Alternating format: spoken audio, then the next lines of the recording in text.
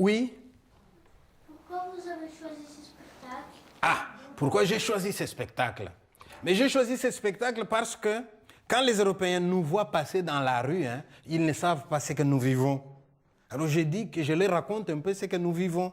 Comme ça, si tu as entendu tout ce que j'ai dit là, imagine que ton papa a une maison à louer et moi je viens pour louer la maison.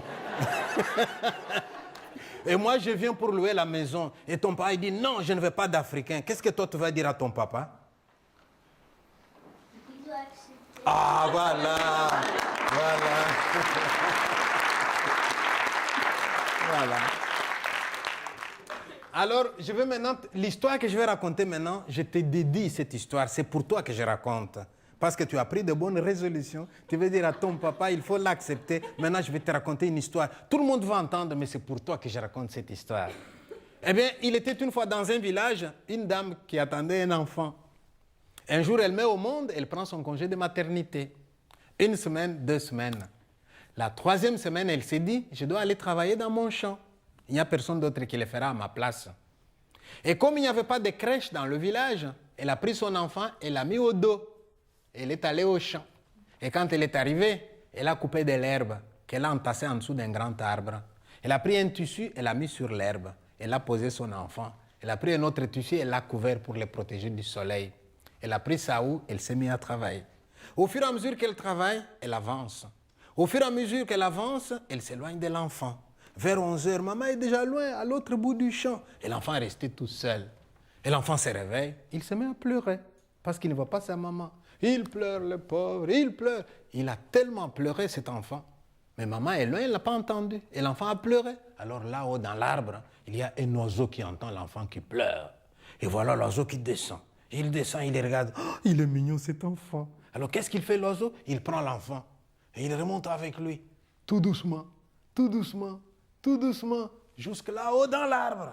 Et là, il avait un grand nid. Il prend l'enfant, il le met dans son nid. Il le berce un peu et l'enfant s'endort. Pendant ce temps, maman travaille. À midi, la dame s'est dit, il est temps de rentrer à la maison. Et voilà la dame qui revient sur ses pas. Elle regarde où elle avait posé l'enfant. L'enfant n'est plus là. Elle se met à pleurer. Qui a pris mon enfant, s'il vous plaît? Qui a pris mon enfant?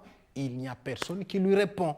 Alors la maman a peur. Elle s'est dit, peut-être qu'un lion est passé par ici. Le lion a mangé mon enfant pendant que j'ai travaillé. Alors elle se met à pleurer de plus belle.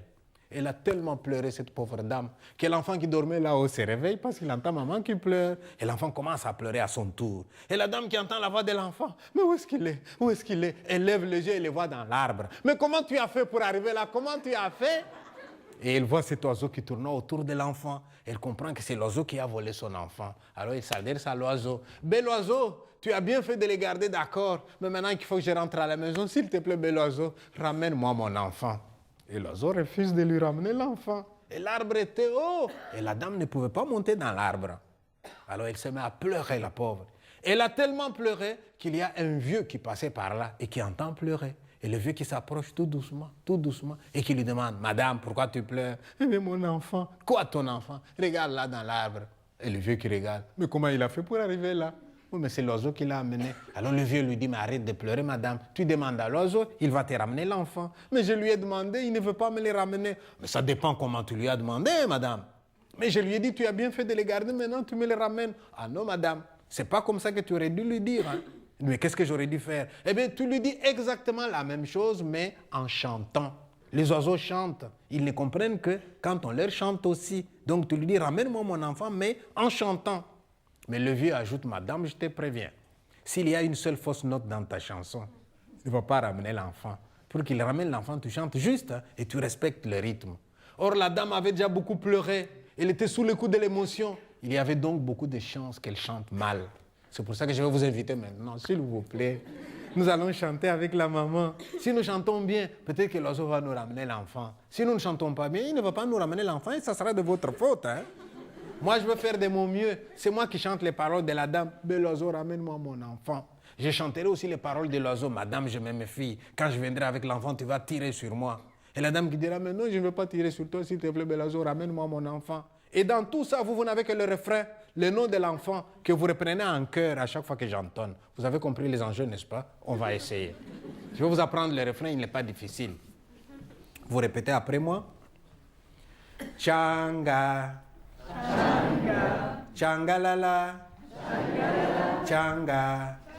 C'est bien, vous avez la mélodie, maintenant j'ajoute les rythmes. Écoutez ce que ça donne. Tchanga, tchangalala, tchanga. Allons-y. Tchanga, tchangalala, tchanga. Très bien, mais mettez de la conviction dans ce que vous chantez. Tchanga, tchangalala, tchanga. 1, 2. Tchanga, tchangalala. Vous avez deux vitesses différentes. Hein? Attention, là et là, attention, attention.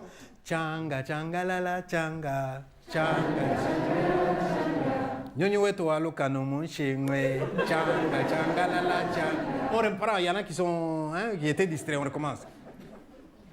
Nyonyo wetu waluka no munchingwe. Tchanga, tchangalala, tchanga. Nyonyo wetu kumpanyi mwana nyawe. Tchanga, tchangalala, tchanga.